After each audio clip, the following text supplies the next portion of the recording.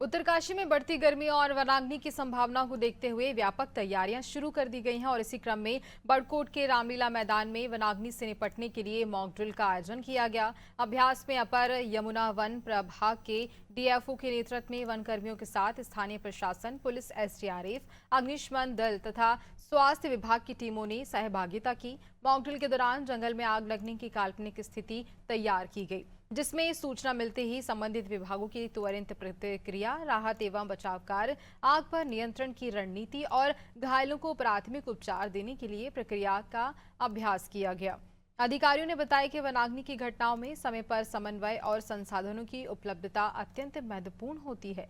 इसलिए सभी विभागों के बीच तालमेल मजबूत करने के उद्देश्य से ये संयुक्त अभ्यास किया जा रहा है।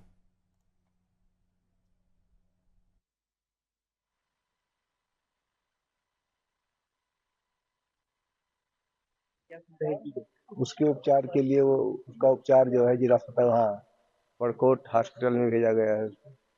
एक्चुअली इस वनाग्नि काल जो 2026 है उसमें वनाग्नि घटनाओं की प्रभावी रोकथाम के लिए इसमें आज मॉकड्रिल का आयोजन किया जा रहा है।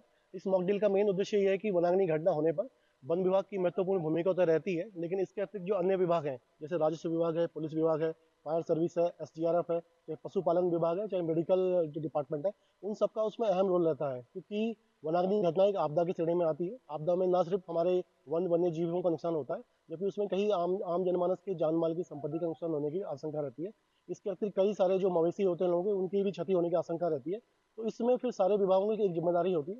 तो आज का जो मॉक ड्रिल का उद्देश्य था कि वनाग्नि घटनाओं पे कैसे सारे जो विभाग हैं अपर यमुना वन प्रभाग के अंतर्गत कैसे एक समन्वय के साथ एक कार्रवाई करते हुए आग पे जो है कम से कम टाइम पे नियंत्रण करने का प्रयास करें, ताकि जो है किसी प्रकार से वन्य जीव और जो आम जनमानस और जो जान माल और किसी प्रकार की मवेशियों की घटनाएं कम से कम हो सके।